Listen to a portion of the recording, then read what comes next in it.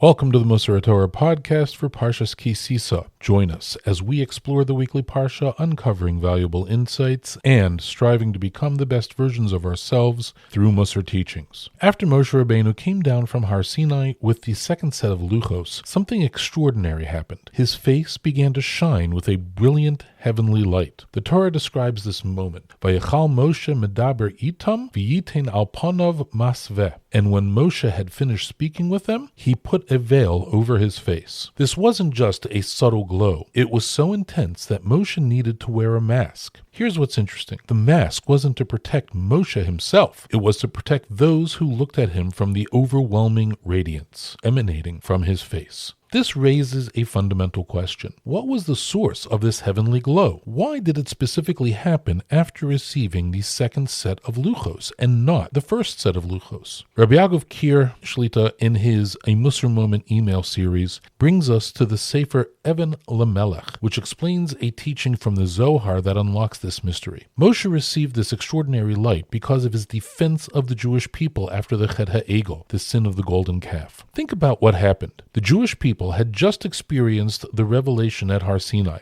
They had heard Hashem's voice, witnessed the miracles beyond imagination, and received the Torah. Then, in what seemed like a devastating spiritual collapse, they created and worshipped the Egel HaZahav, the golden calf. Any objective observer would have written them off. The evidence of failure was overwhelming. The betrayal was incomprehensible. How could a nation that experienced such closeness with Hashem fall so far and so fast? Moshe, however, didn't see it that way. Despite the severity of the sin, despite the apparent betrayal, Moshe stood in the breach and demanded that the Jewish people receive a second chance. He refused to give up on them. He saw past their failure to potential. He looked beyond their worst moment to see what they could still become. It was specifically in this luchos, this merit of defending Klal Yisrael when they seemed indefensible, Hashem gave Moshe this heavenly glow. The light was so powerful, it required a mask. Rabbi Kier offers us a profound insight into what Moshe demonstrated. Moshe was able to look at the Jewish people in a positive way, even after their sin. This wasn't naive optimism or willful blindness to reality. Rather, it was the ability to take their shortcomings and put them into a proper perspective, to see the bigger picture of who they really were. This is a tremendous midah, and it's not an easy one to develop. It's relatively simple to point out someone's flaws. We are all experts at identifying where others fall short, where they have messed up, where they have failed to meet expectations. Our critical eye is sharp and well-trained. But a person who is able to see into the pure soul of another person, to find that point of light, even in the midst of darkness, that's something extraordinary. This person looks past the surface failures